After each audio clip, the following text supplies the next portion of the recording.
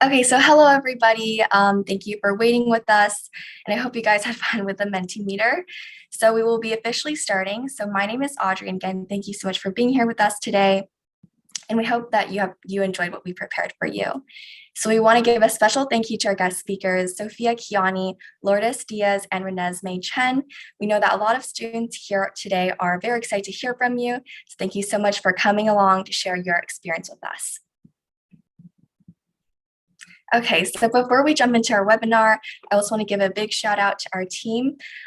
We've worked really hard for this. So this would be Bernice, Kathleen, Winston, Marcus, Daisy, Anne, and Audrey, which is me.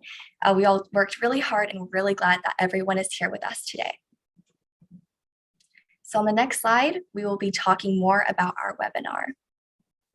So we decided to host this webinar because we want to inspire everyone, especially youth, to make a change. We want to allow everyone the opportunity to hear from amazing professionals and students who are already creating an impact. So we feel that sometimes people in general want to make a change. They want to do something, but they might not know where to start, or they might feel slightly unsure about which path they should take. So we hope that after this webinar, everyone here today feels equipped with the knowledge they need. And we hope that you feel empowered to make change in your community. So let's talk a little bit more about tonight's program. So tonight's program sections. In our first segment, we will be showcasing youth work from 3 youth nonprofits. We will be giving tips and advice on how to start your own, how to upskill a nonprofit, and we will also be sharing about things we've learned in each of our journeys. And in our second section, our speakers will be sharing about their experience and advice. And lastly, we have a 15-minute Q&A session for anyone who has questions, or for any of the speakers or any of the nonprofit members. So tonight's speakers will be 3, and they're all very accomplished. First one is Sophia Kianni, who is the Executive Director of Climate Cardinals and the youngest ever UN advisor. Lourdes Diaz from the Youth Environmental Power Initiative, and Renesmee Chen, who is a member of the Taiwan Youth Climate Coalition. Thank you so much for that, Marcus. So now on to our first segment, we will be showcasing youth work from 3 youth nonprofits. So that would be Everything Starts Small, Inspirate, and Ocean Busters. So Everything Starts Small is the first youth nonprofit we're going to be sharing about. So we are a youth-led nonprofit dedicated to making a difference through empowering youth and fighting for environmental sustainability. So we named our group Everything Starts Small because we really want to share our core belief. We believe that age is no limit, and we shouldn't feel that because we are young, we cannot make a change. So when I co-founded this organization with my sister 5 years ago, we felt that many students around us, including us, wanted to make an impact on this world. There's so many things we see and we hope to change. And for instance, for me, that was particularly the injustice brought about by climate change. However, we noticed that there was a lack of youth empowerment around us and a lack of youth leadership. So with this organization, we want to show everyone, especially those in our generation, that we can all make a change right now and right here in our communities. And moreover, with the name Everything Starts Small, we want to show that no difference is too small. We want to show everyone that each of our actions matter, and it is up to us to decide what type of change our actions will make. And everything does truly start small, but from there, we can build up to create a significant impact. So we want to share that we have a dedicated team of 40 students making impact all across the world. Our various initiatives have reached more than 2,000 youths, and we've worked with schools, farmers, gardeners, businesses, and other nonprofits. We embody our beliefs throughout all our initiatives, and today we prepared 2 examples of our projects to share with you. So, education and awareness. In our schools and communities, we've noticed that there's a lack of true understanding about the climate crisis. So I live in the Bay Area, and about 2 years ago, I remember I was speaking to my class about drought that's impacting the state. So I remember gathering my friends, my classmates, and it was during a break during our classes, and I was giving them a little speech about how we should conserve water and how big this problem is and why we should care about it. But as I was speaking, I felt that I was speaking, but I wasn't truly being heard. I felt that people just kind of brushed away the topic. People weren't actually listening. So I felt like this was a huge problem and I wanted to change this. So I contacted the school principal at my middle school, Ms. Bave, and I wanted to bring more awareness in our monthly assemblies. So they thought it was a good idea, and that's kind of how it all started. So with these presentations and workshops, we aim to show people why this is their battle to fight as well, and we want to show why people should care.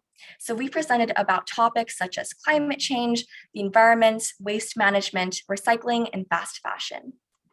So here on the right, you can see photos from various presentations and workshops that we have hosted, and we've had a great time hosting these. We've had some here in the US, mainly here in the US, and also in Taiwan. So another one of our initiatives is our Coffee Grounds and Sustainability Project. So at this point, you might be thinking, what does Coffee Grounds even have to do with sustainability? Well, you may or may not know this, but used coffee grounds are actually really, really good fertilizers, and they provide numerous benefits to plants. So what we've done with this knowledge is start an initiative to decrease waste. So you might ask, when did this project start, or how did this start? So this project started early this year, but I would say that the inspiration for it came last year. So last year, I was really into this book, The Almost Zero Waste Guide, written by the author Melanie. And I was learning about how I can decrease waste in my daily life.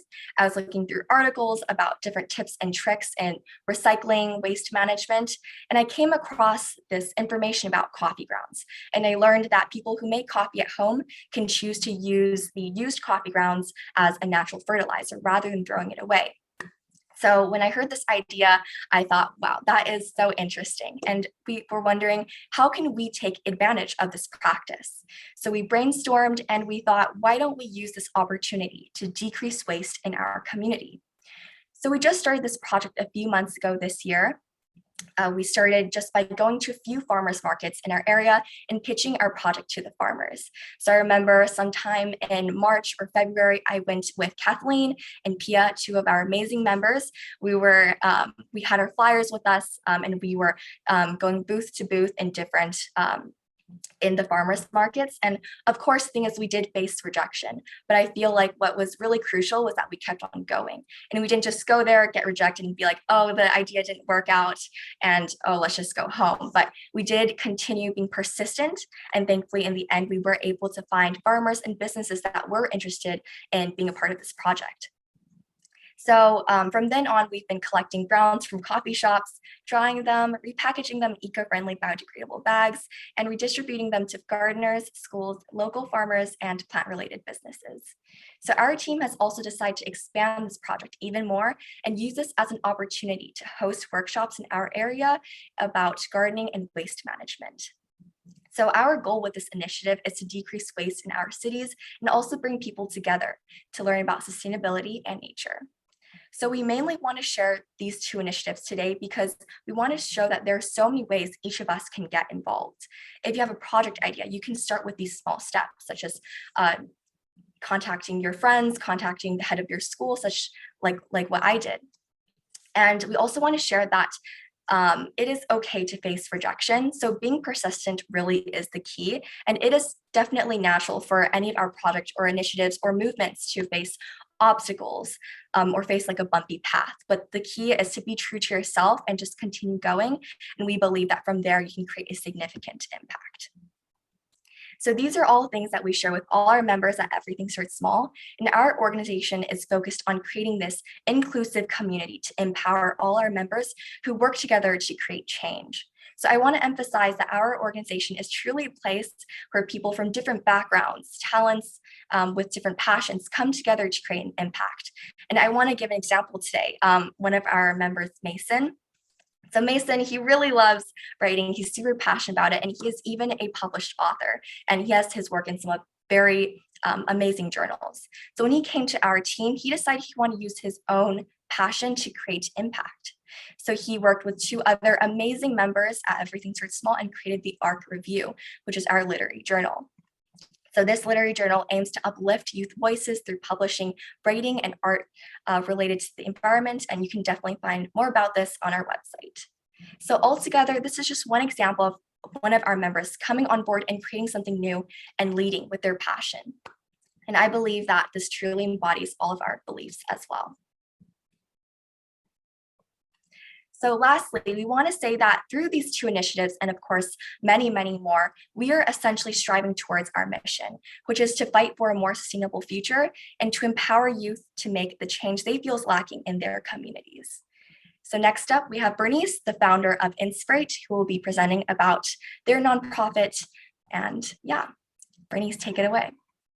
Thank you so much, Audrey. It was honestly amazing learning more about Everything Starts Small and its initiative and how far it has went. So this is Inspirate. Basically, Inspirate is a global student-led organization intent on enacting positive change to combat the environmental crisis at hand. What do? We want to reimagine education for youth. With our international team, we were able to create an impact on youth internationally. With over 500 plus followers on Instagram, hundreds of individuals across the road have learned about environmentalism and sustainability through our posts. But why are we even doing this?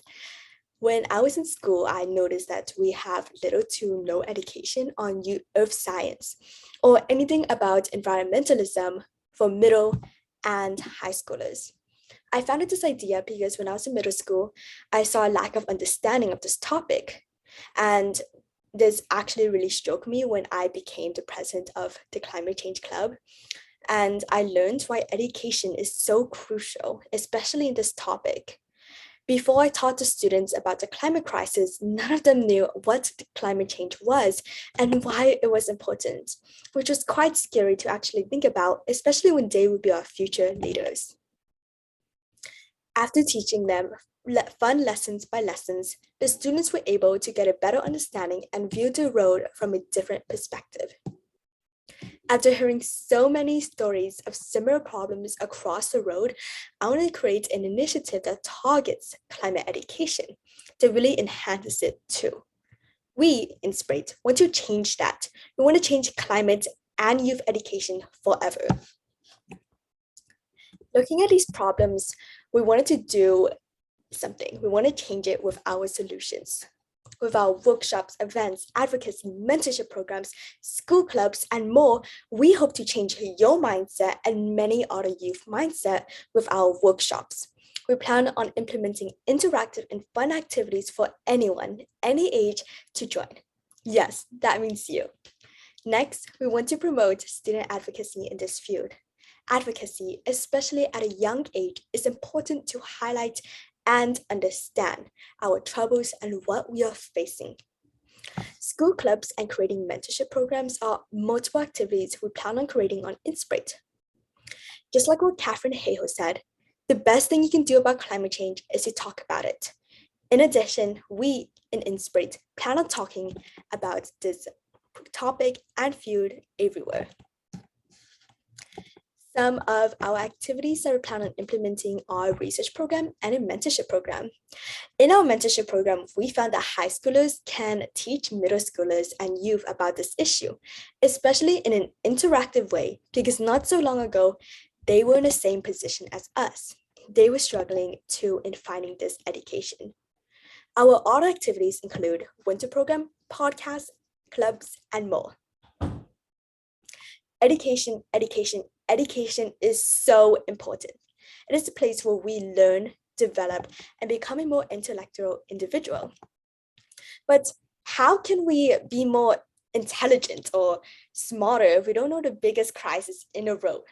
With Inspirate's resources, educational tools, we want to reshape education and environmentalism forever. Whether it is through our website tools for teachers, educators, students, or with our interactive and engaging curriculum, our main mission is to help you and reshape climate education. To talk a little bit more about the background story, in our two pictures, one is our weekly meetings and the other one is just brainstorming a little bit some stuff with Inspirate team members. So Inspirate is a newly founded organization started around December 2022 to early January. So even at such an early stage, we have faced so many setbacks and achievements throughout our process. If you want to create a youth organization yourself, these are some tips that I found to be really things that I should have looked into when I was starting at first. First is choose your team wisely. In the process of recruiting, it is so important to find someone who is just as passionate and driven as you. This person will either be with you for a very long time or just drop you out. Recruitment may be hard because finding the right person will be frustrating at times. By being able to take a short call, interview the applicant, it will help you tremendously in your application process. That way, you can get to tell who they are and the goals, passions for your organization. My second tip is to do your homework. Super simple, super cliche, but it's actually so important that you find out what problems are you facing, what problems are your friends facing. Ask your peers, ask your friends, are they facing this similar problem as well? And ask them. And when you're creating an organization, you need to research the solutions and the people are struggling with that problem as well. So what I suggest is that you can do a Google form and send it out and have people to look at it and see if they're actually struggling with the problem. It's such an amazing tool and it's so simple. Some overall tips in creating action in your community is just what Catherine Hayhoe said. It's just to talk about it. So you can take action anywhere at any time. And one thing you can do right now is to spread the word about this crisis. If you have this knowledge, if you have this information about environmentalism or sustainability, talk about it to your family, community. Speak up with local libraries, representatives, and community members about this topic and teach them, and you can teach them, which can help them to have a better understanding and awareness. So let me clarify this. We want to change youth and climate education forever. In the end of the meeting, we will have an interest form. So whoever is interested in getting access to our resources, you can definitely fill out this form. So thank you so much. Thank you so much, Bernice, for that. It was amazing to hear about Inspirate. And I love how you guys are trying to change youth education forever. And I feel like that's so ambitious, and I totally love that. So next up, we have Ocean Busters. So Nina and Jordan will be talking about their organization. Hi, everyone. So I will be introducing Ocean Busters. Ocean Busters is an international nonprofit youth organization focused on preserving, protecting, and promoting our oceans through forms of media, writing, and art collaborations created entirely by youth. We believe that it's crucial for the younger generation to be involved and educated about climate change and ocean conservation, as they are our future leaders. We hope to initiate and create campaigns and youth work to engage and unite youth across the world and work together towards a common goal. We currently have a community of 90+ engaged members from 12+ international countries working in 9 teams, including writers, artists, filmmakers, and student activists.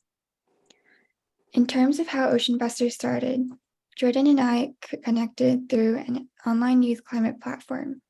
We were both interested in marine conservation, and we began discussing ideas for Ocean Busters.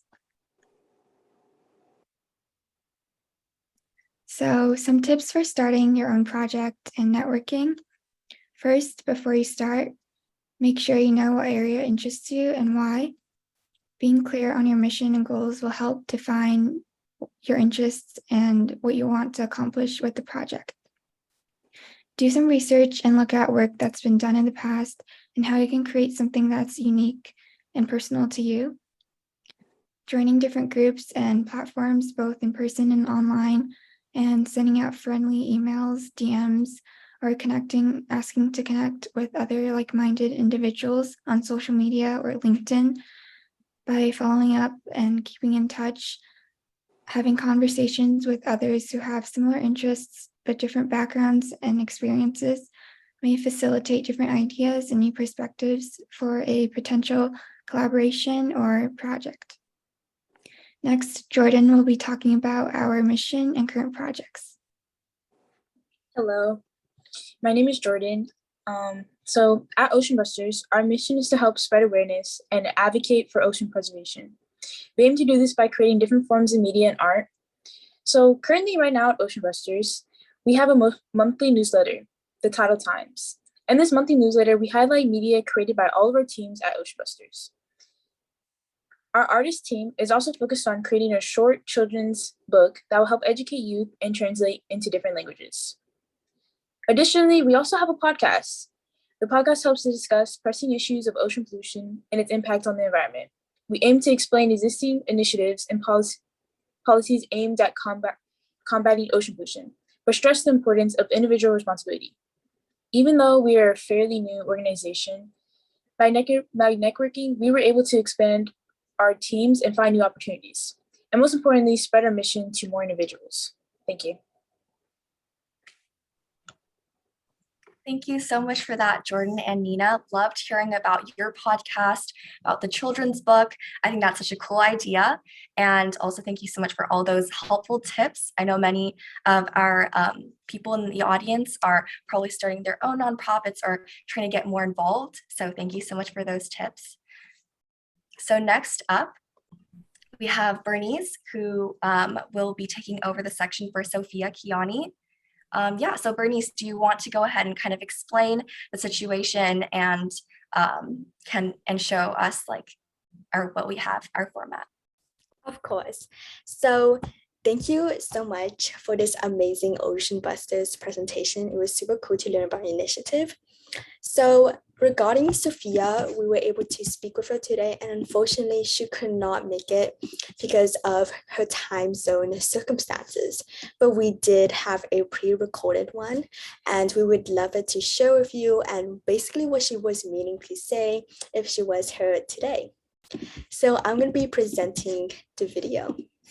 Hi everyone, I'm Sophia Kianni, and I am a 21-year-old Iranian-American climate activist. I am the founder and executive director of Climate Cardinals, as well as the youngest ever United Nations US advisor. So my background really is rooted in my Iranian heritage. So growing up, I would visit Iran during the summers, and I was struck by how awful the air pollution was, knowing from my 6th grade class that air pollution was really a symptom of the climate crisis. And the more that I started to read about climate change and the environment in Iran, the more alarmed I became, because I learned that temperatures in the Middle East were rising more than twice the global average. And even worse than that, I learned that my relatives didn't know anything about climate change because there was a lack of climate resources available in Farsi, which is Iran's native language. And so I decided to work with my mom to translate resources into Farsi so that I could teach my relatives about climate change. And that was really the spark of what began my journey as a climate activist. So throughout high school, I reached out to numerous different organizations and institutions, and I began to volunteer with Fridays for Future and Zero Hour. And I spent a few years really starting to understand the ropes of student activism. And I transitioned and used all of my learnings in my senior year of high school to start Climate Cardinals, really with the goal of making sure that environmental education could be accessed by everyone, everywhere, regardless of the language that they spoke. And I would say that that's generally the advice that I would give to other young people. Is I think it's really important to lean into the concept and idea of mentorship. I learned so much from volunteering with these other larger, more established organizations. I learned about organizational hierarchy and structure. And I also was able to meet some friends who ultimately helped me to start Climate Cardinals. And I also really recommend for anyone who's interested in starting a nonprofit, the model that I chose to pursue was fiscal sponsorship. So Climate Cardinals is underneath a larger umbrella nonprofit that basically lends to us their 501c3 status. So we're able to give people community service hours for their work, as well as to be able to accept tax deductible donations. And then from there, I was chosen to the UN's Youth Advisory Group on climate change. And I spent 2.5 years in that role advising the UN Secretary General and his executive team about youth in climate action. And ultimately, this is an issue that is going to disproportionately impact our generation, which is why I'm really excited to and hope to continue to help other young people to understand this sense of urgency and to channel it into action. And I always like to tell my friends that every single job can be a climate job. Every major, you don't need to major in environmental science to be a climate activist. And so I have friends who are studying fashion and they're learning how to engineer more sustainable textiles. I have friends who are studying engineering who are learning about how to make more efficient solar panels. And that's a big piece of advice that I would really give is lean into your strengths and your narrative when you're deciding if you want to also engage on like a change maker journey. Is for me, I found this unique intersection of I loved using social media. I was very passionate about communications. And so I used Climate Card or TikTok to basically get Climate Cardinals in front of hundreds of thousands of people. And I continue to use social media to really raise awareness about climate change. And then I also have this personal background and story of what I did in Iran and the issue that I saw. So really focusing in and niching down of figuring out what's like a specific small issue that I can tackle that is both relevant to me and my experiences and that I'm passionate about, as well as that my toolkit or like my personal skill set is best suited to really be able to act on. And I just finished my junior year at Stanford now, where I'm studying science, technology, and society. And I would also really recommend for other young people, I would say like time management is one of the biggest skills that I really had to learn through this work. And it's completely possible to enjoy your life, to go out, to have friends, and to be a young person while also caring an extraordinary amount about some of the greatest issues facing our planet, such as climate change, and really surround yourself with other people who inspire you, who you can work with. Almost all of my coworkers I consider also my friends. And so I would say like grab your best friends and do something that's going to make the world a better place is my biggest piece of advice. So thank you guys so much. And I hope that I can come on another time and actually directly engage in Q&A and share more about my journey. But until then, I hope some of this was useful, and feel free to reach out if there's ever anything that Climate Cardinals can do to help you guys. Wow, thank you so much, Sophia. That was such an amazing speech, and it was like super inspiring. Like even myself, who I'm already in a Climate Cardinals team, I learned so much about you, and you're such an amazing person to work with. So yeah, thank you so much for being able to really be able to talk to us about your organization and what you're doing there. So thank you.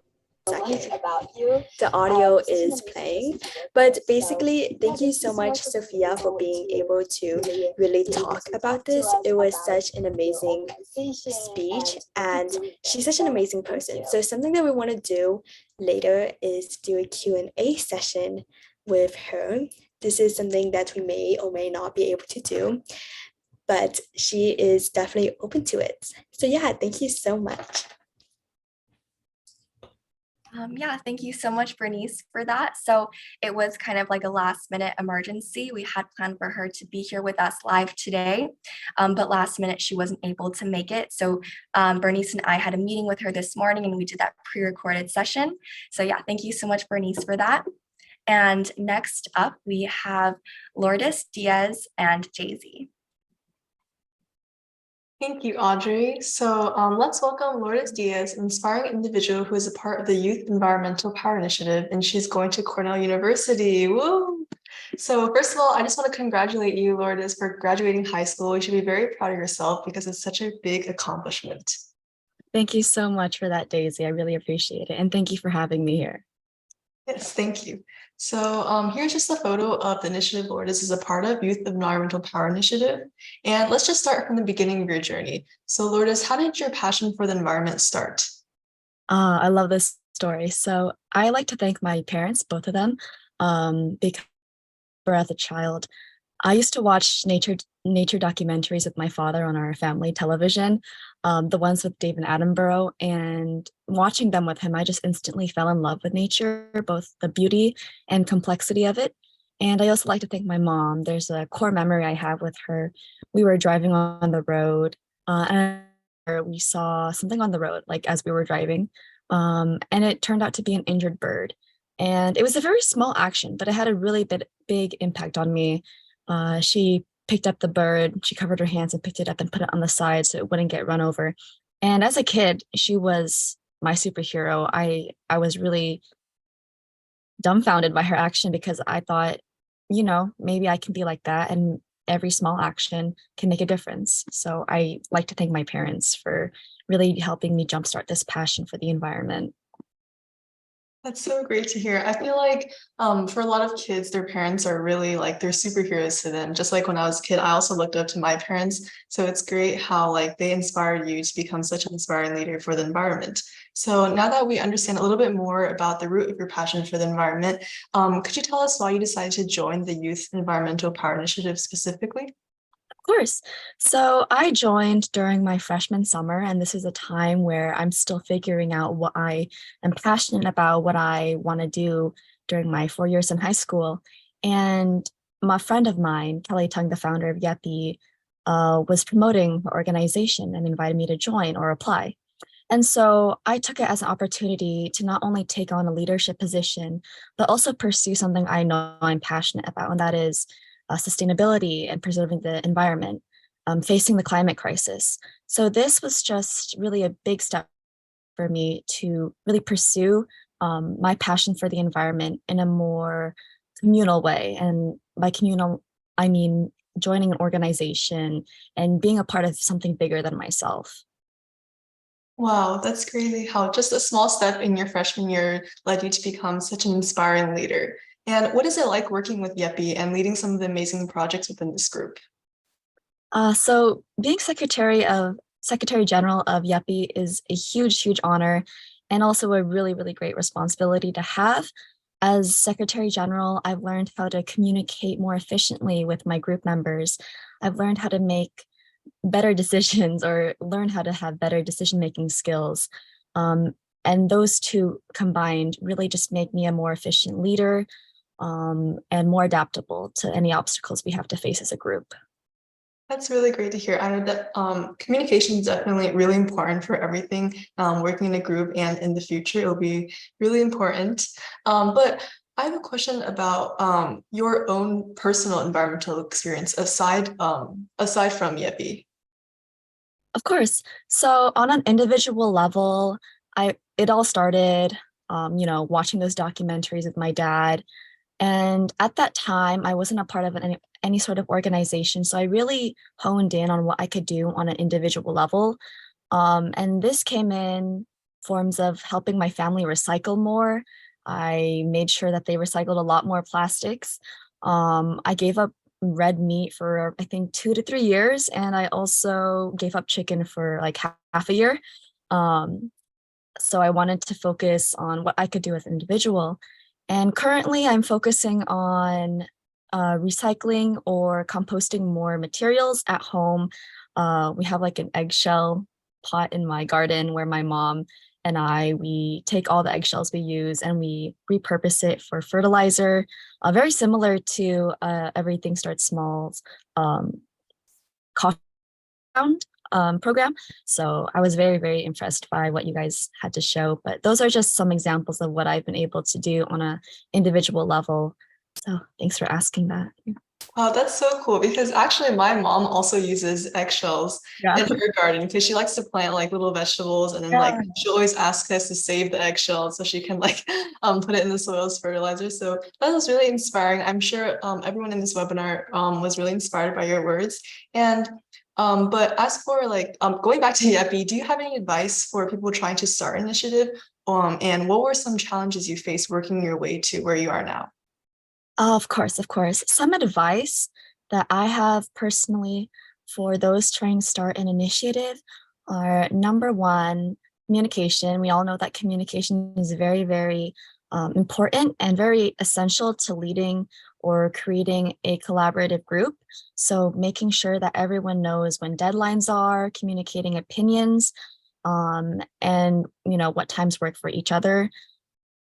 Communicating all those very small details are very, very important to making sure, you know, the organization is like a well-oiled machine. Secondly, I think that funding is kind of a really big issue for, you know, youth organizations, because it's very hard to fund something bigger than yourself when you are not really in the position to. So I really recommend doing your research and looking for any local funds like crowdfunding. We were granted money from SVCE, which is Silicon Valley Clean Energy.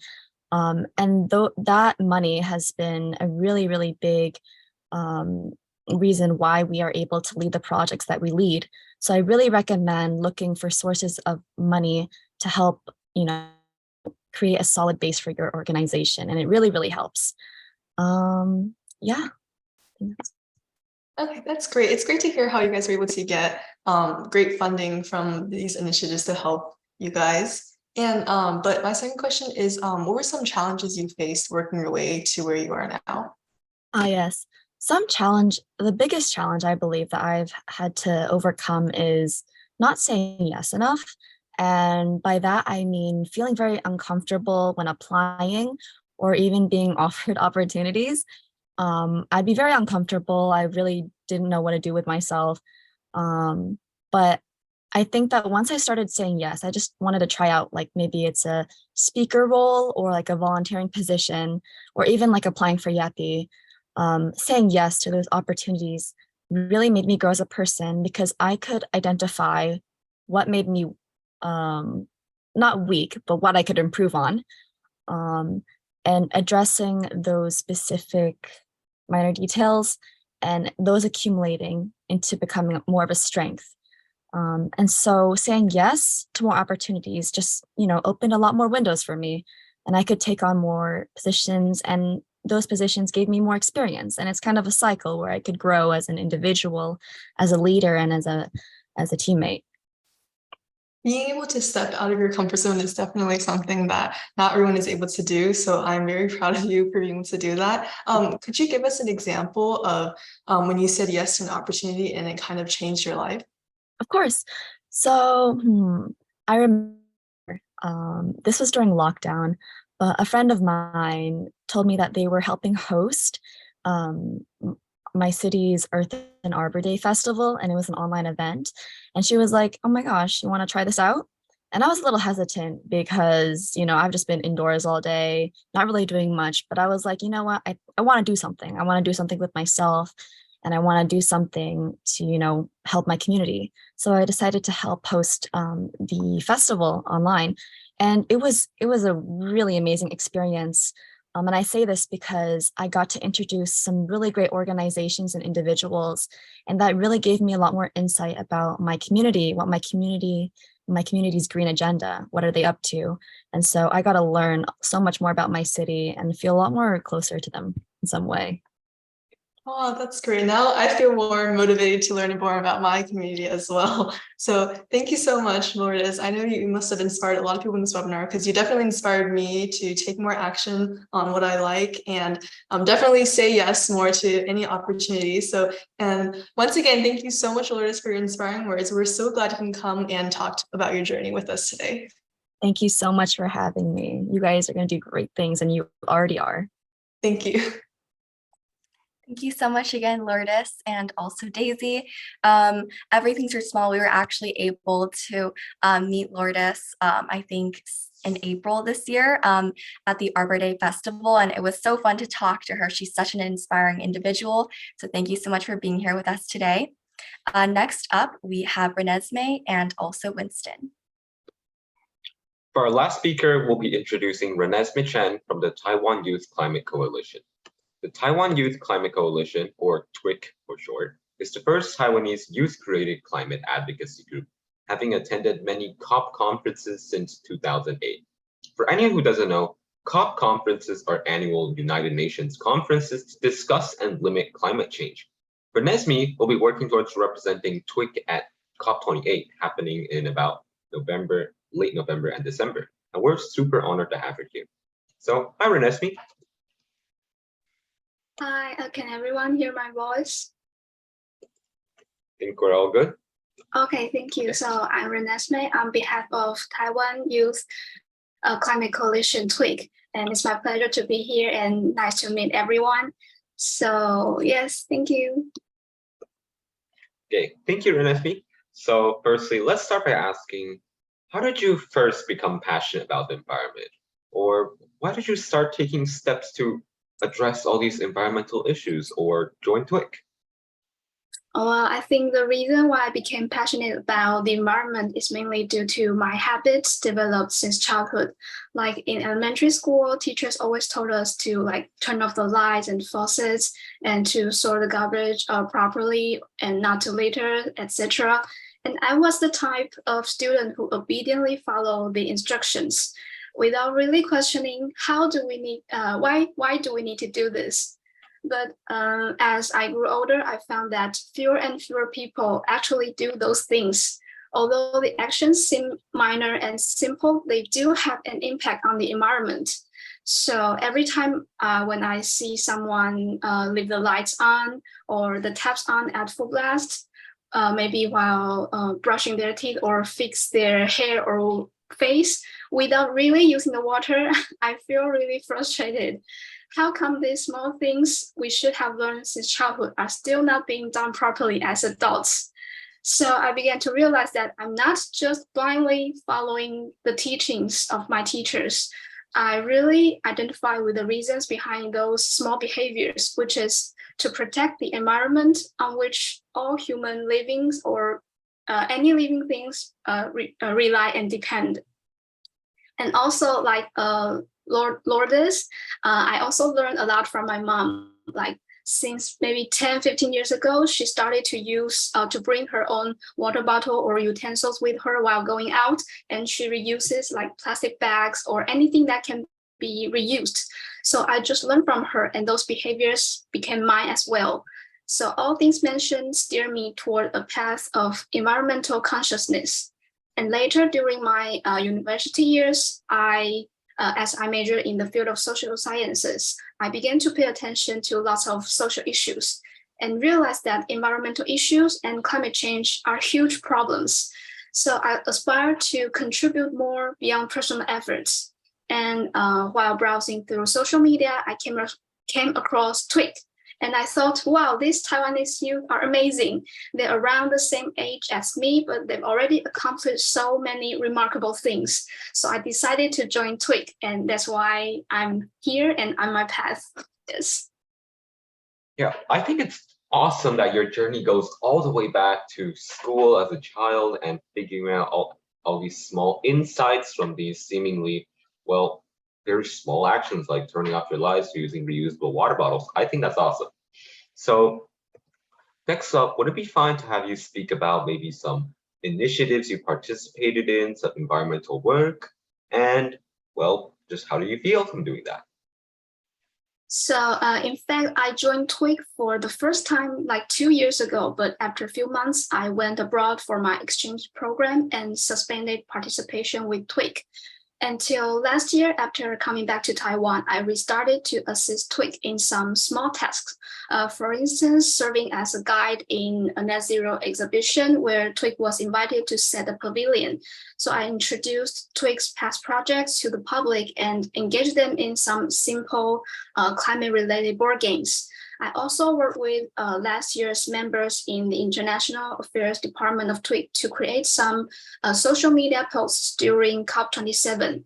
So not so many concrete things achieved, but this year I officially rejoined TWYCC as a member of the International Affairs Department and to prepare for COP28 later this year. So the former members now as our mentors introduce us to the basics of UNFCCC's huge structure, conference operations, related organizations, and how Taiwan and TWYCC can engage in relevant events, given the political constraints that Taiwan is facing. So this includes understanding some meeting outcomes, agreements, initiatives, and learning some negotiation tracking skills that will be needed then during COP. And additionally, we're exploring the possibility of collaborating with other Asian youth organizations to host some side events or COI workshops. So that's basically what I've learned so far. And I really feel grateful to meet a lot of like-minded youth to work together. Yeah. I think it's, again, completely amazing that you are all going to COP28.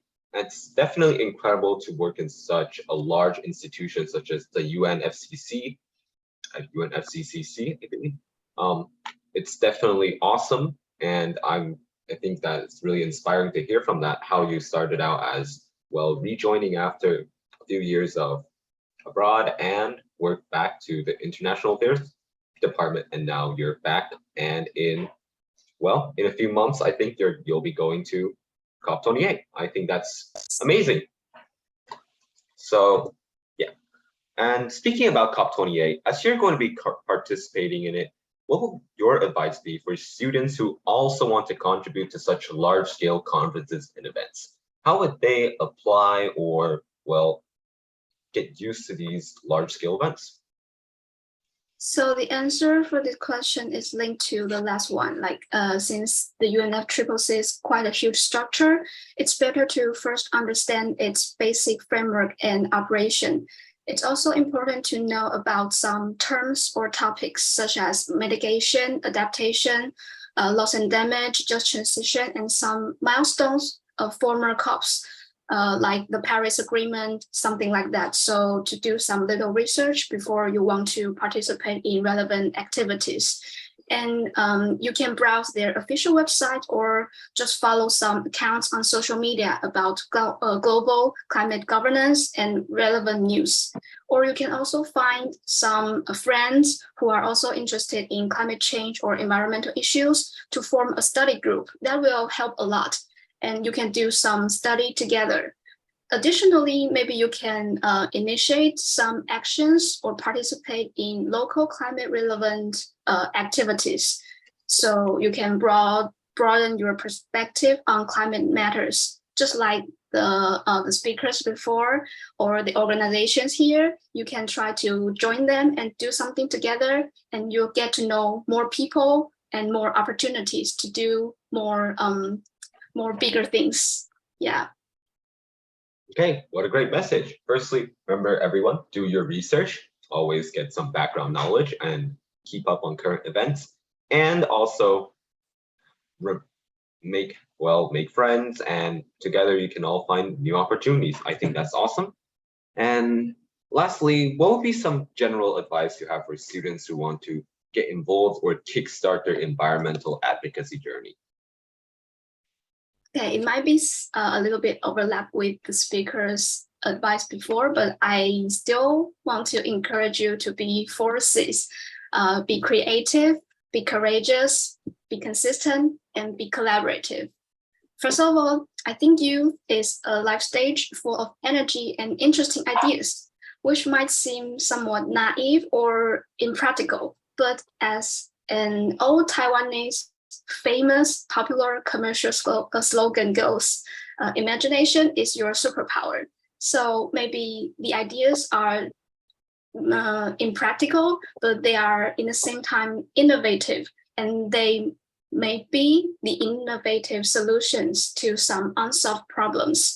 And I think being creative is sort of youth's weapon and advantage. So just be creative and be courageous to realize those bold ideas. And then to be consistent and collaborative. In fact, sometimes I can't help but think my personal efforts in climate actions are insignificant. But just like the name of Everything Starts Small, I give myself pep talks and keep telling myself that even small things can add up by an individual doing them consistently, continuously, or by a group of people doing them together. And just continue to do them and be consistent, then it brings us more opportunities to meet people sharing the same vision and passion. And although we are young and maybe ordinary, our collective actions and brainstorming can gradually bring about changes. It can show more young people that despite our age, we become a powerful voice together when we be collaborative. So yeah, these are my advice. Thank you so much, Renesmee. That was such an inspiring message. We should all, again, stay courageous and also, well, always stay motivated. Never forget that what you're doing always has a small impact, and small impact builds up, become, well, amazing. Thank you so much, Renesmee, for speaking here today. I'm sure lots of attendees are inspired by your message, and thank you so much. Yeah, thank you so much, Renesmee, and also Winston for that very, very well done interview. Loved listening to your advice and your journey. I definitely agree with Renesmee when she says that it's really, we need to embrace creativity and passion and imagination, and that's kind of like our strength. So yeah, thank you so much for that. Next up, we have Anne, who will be facilitating the Q&A session. Thank you, Audrey. So now this will be our this will be our Q&A session. And this is a bit of time to ask questions to either our speakers or organizations. So please type in any questions in the Q&A panel if you have them.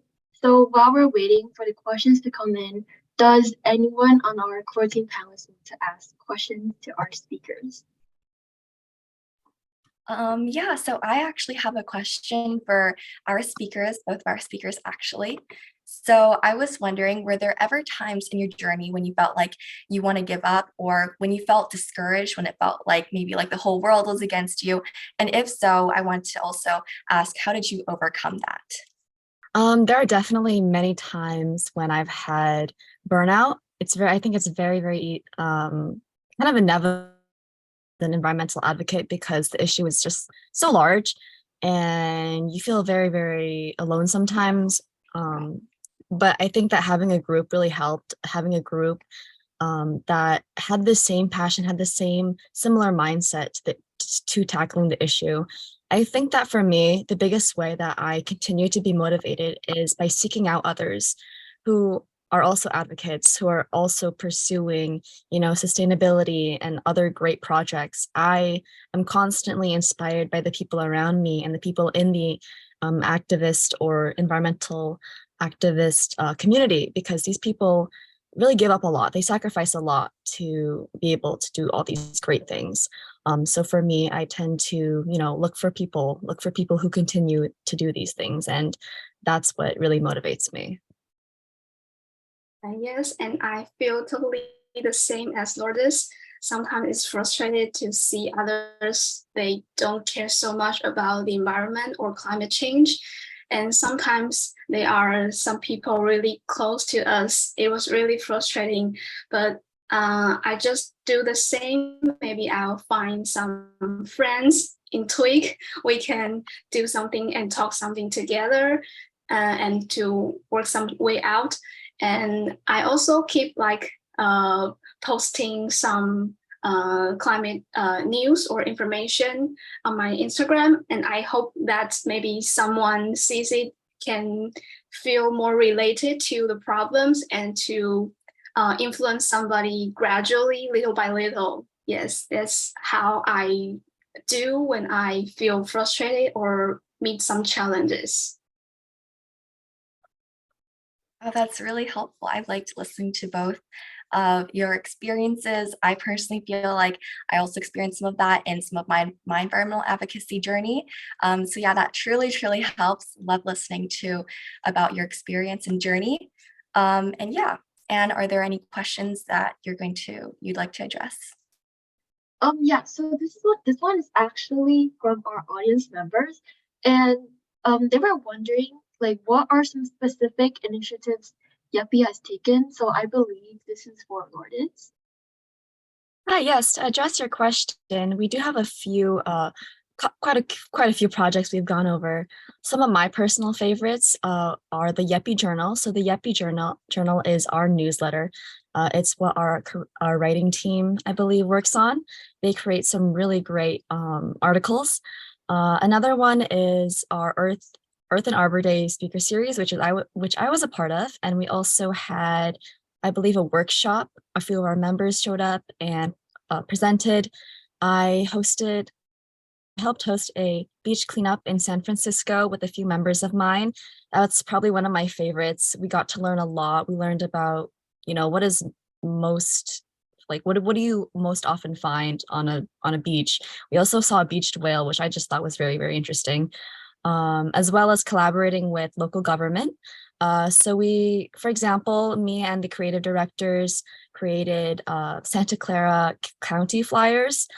This was during lockdown, so we helped create some social distancing programs for them, as well as hosting our own sustainability summit. So it's very similar to this. So this is kind of giving me deja vu. But those are just a few of the projects we've done. Oh, and one more thing I really liked was we had a Y.E.P.I art contest, and this was based off 2 different prompts. One of them was sustainability, and I believe the other was alternative transportation. And we basically had youth apply, and they could create with, I guess, whatever medium, some sort of representation of how they wanted to address the climate crisis, and use creative outlets to address it. So those are just a few of the projects. So thank you for asking. Wow, that is truly amazing to see what you guys are doing, and getting more projects involved and stuff. And so one important question I have is, what's the most important thing that you guys think you should do to help the environment? Okay, so I can go ahead too. I think one of the most important things that you can do to address the climate crisis is addressing policies. I think that green policies are really, really important because a lot of the issues that fuel the climate crisis are, a lot bigger than what we can handle. So addressing local government and even higher levels of government, signing petitions and using your voice to advocate for specific infrastructure. For example, I would promote or sign petitions that were based around green infrastructure. Maybe it's establishing more bike lanes, more walkable streets, things like those, to really make an impact on both your community and taking that to a higher level when it comes to addressing these sort of projects. Yeah, and in my opinion, I think it's never stop following those news or relevant information about climate change and environmental issues, to keep reading those things and maybe try to talk about it with your friends, your family, and everyone around you, to let everyone know that this is really a significant problem going on, and do some changes. Maybe they are small, but just continue to do this, and someday you'll see a change. Yes. Thank you. Thank you, Lourdes and Renesmee, for both the insightful advices on how to make an impact and things like that. So another question from the Q&A panel is, what are some other events or collaboration efforts will there be for ESS, Inspirate, Ocean Busters, Y.E.P.I, and Climate Cardinals? And where can we find more information for additional future collaboration? So does anyone want to answer that one? Yeah, so I would say that there's a lot more to come, definitely. For Y.E.P.I and Everything Starts Small, we're in the same area, so I think it might be easier to do like more in-person collaboration events in the near future. As for Inspirate, Ocean Busters, we're kind of in different areas, but we definitely look more into future webinars and future online events or any other collaborations.